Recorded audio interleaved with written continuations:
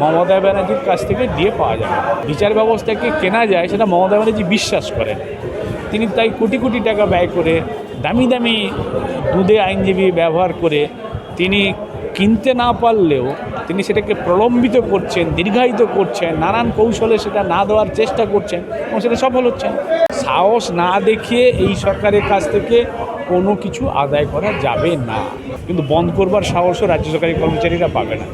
আদায় করে নিতে গেলে যে বুক চেতিয়ে সাহস দেখে লড়াই করা দরকার, সেই লড়াইটা রাজ্য সরকারি কর্মচারীরা করতে পারছে না। বন্ধ হলেই রাজ্য সরকারি কর্মচারী 95% উপস্থিত থাকে। বন্ধে যে রাজ্য সরকারি কর্মচারীরা সবচেয়ে বেশি ভয় পায় সেটা মমতা ব্যানার্জি প্রমাণ করে দিয়েছে। মহকুমা কোর্ট, জেলা কোর্ট, সেটা মমতা ব্যানার্জির একবারে কবজা। তিনি সেটা সফলভাবে করতে পেরেছেন এবং হাইকোর্ট, সুপ্রিম কোর্টও বিজেপিকে সঙ্গে নিয়ে অনেকটা কবজায়।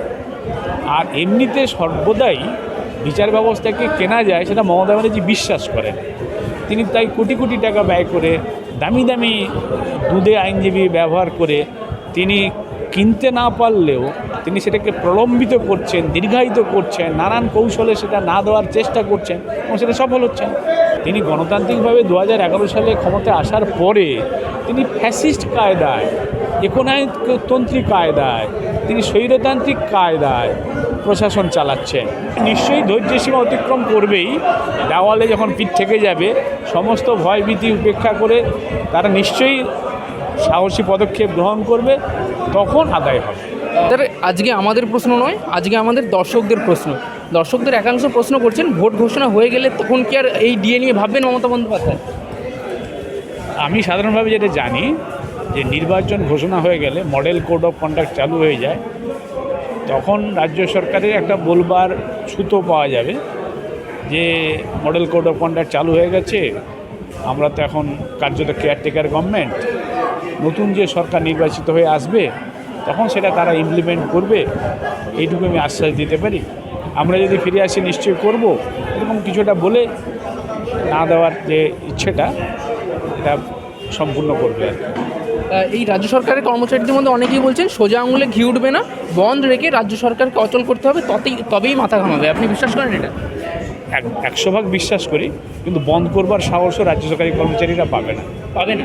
না, যেহেতু মমতা বন্দ্যোপাধ্যায় বন্ধের বিরোধী, কেউ কোনোভাবে সংগঠন করুক, বন্ধটা তো যে কোনো গণতান্ত্রিক আন্দোলনের শেষ রাস্তা।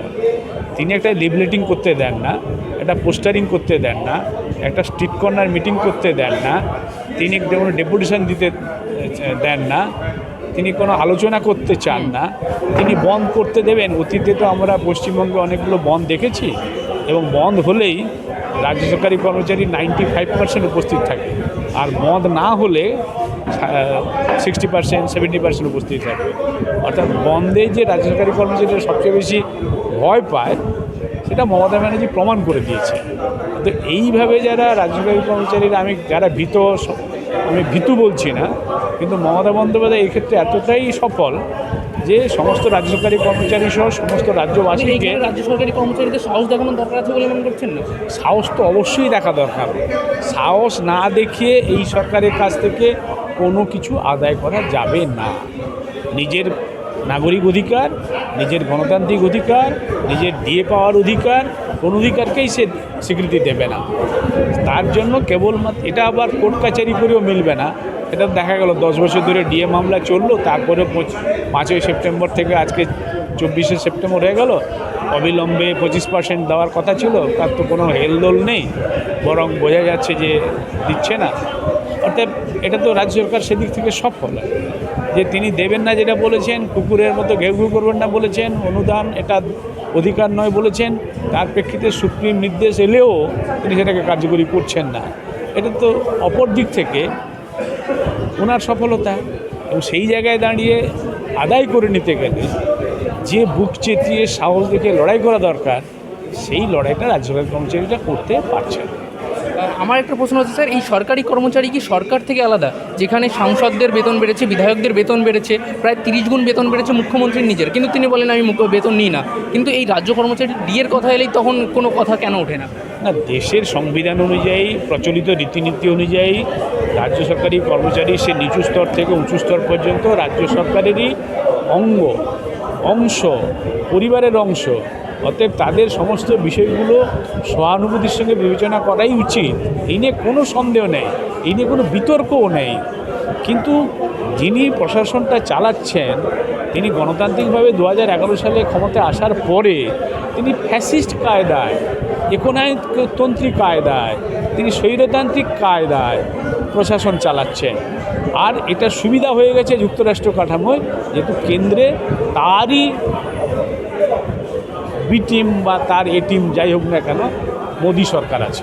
জনগণ একাংশ প্রশ্ন তুলছে যে কোন জাদু বলে বারবার এই মমতা সরকার সুপ্রিম কোর্টে গিয়েও বেঁচে যাচ্ছে, সেই একই কথা উঠে আসছে। তাই আমি আমার অভিজ্ঞতা থেকে বলছি, 2011 সালের পরে বিভিন্ন মামলা মোকদ্দমা করতে গিয়ে আমার নিজের মামলা বা আক্রান্ত মানুষদের অনেক মামলার সঙ্গে আমি সংশ্লিষ্ট থেকে দেখেছি যে লোয়ার কোর্ট, নিম্ন আদালত যেটাকে আমরা বলি, মহকুমা কোর্ট, জেলা কোর্ট, সেটা মমতা ব্যানার্জির একবারে কবজা। তিনি সেটা সফলভাবে করতে পেরেছেন। এবং হাইকোর্ট, সুপ্রিম কোর্টও বিজেপিকে সঙ্গে নিয়ে অনেকটা কবজায়। আর এমনিতে সর্বদাই বিচার ব্যবস্থাকে কেনা যায় সেটা মমতা ব্যানার্জি বিশ্বাস করেন। তিনি তাই কোটি কোটি টাকা ব্যয় করে দামি দামি দুধে আইনজীবী ব্যবহার করে তিনি কিনতে না পারলেও তিনি সেটাকে প্রলম্বিত করছেন, দীর্ঘায়িত করছেন, নানান কৌশলে সেটা না দেওয়ার চেষ্টা করছেন এবং সেটা সফল হচ্ছেন। স্যার, একটা শেষ প্রশ্ন করবো। রাজ্যের অনেক কর্মচারীরা হতাশাগ্রস্ত হয়ে পড়েছেন, তারা বলছেন আদেও কি ডিএ পাওয়া যাবে এই মমতা সরকার থাকাকালীন? হতাশার যথেষ্ট কারণ আছে, অভিজ্ঞতা থেকেই তারা সেই হতাশাটা প্রকাশ করেছে। এবং আমিও হতাশা না প্রকাশ করেও বলছি যে মমতা ব্যানার্জি যতদিন থাকবে এবং কেন্দ্রে মোদী থাকবে, এই বিচার কম্বিনেশন যতদিন আছে, এই কম্বিনেশন যতদিন চলবে, মমতা ব্যানার্জির কাছ থেকে ডিএ পাওয়া যাবে। এই রাজ্য সরকারি কর্মচারীদের এইটাই কি একদম সেই সময় যখন একদম ধৈর্যটা স্ট্রং করে রাখার সময়? একসময় নিশ্চয়ই ধৈর্যের সীমা অতিক্রম করবেই। দেওয়ালে যখন পিঠ থেকে যাবে, সমস্ত ভয়ভীতি উপেক্ষা করে তারা নিশ্চয়ই সাহসী পদক্ষেপ গ্রহণ করবে, তখন আদায় হবে। সর্বশেষ প্রশ্ন, এই যে আন্দোলন, এই আন্দোলনের প্রত্যেকটা যে কর্মী তথা নেতৃত্ব, তাদের উদ্দেশ্যে কী বার্তা দেবেন? এত রকম প্রতিকূল পরিস্থিতির মধ্যে এই suspension, compulsory waiting, punishment transfer, নানা রকম মিথ্যে মামলায় ফাঁসানো, সবাইকে ভীত সন্ত্রস্ত করে রাখা, তার মধ্যেও তারা যে সুপ্রিম কোর্ট থেকে রায়টা ছিনিয়ে আনতে পেরেছে 10 বছর দীর্ঘ লড়াই করে, হ্যাঁ, তার জন্য একটা ক্ষেত্রে অবশ্যই একটা ইতিবাচক নির্দেশিকা আছে যে লড়াই মানুষ লড়তে জানে, কোন পথে সেই লড়াই জিতবে সেটা শেষ হাসিটা যে পাবে সেই হবে। কিন্তু এটা একটা ইন্সপিরেশন হিসেবে কাজ করবে। ধন্যবাদ।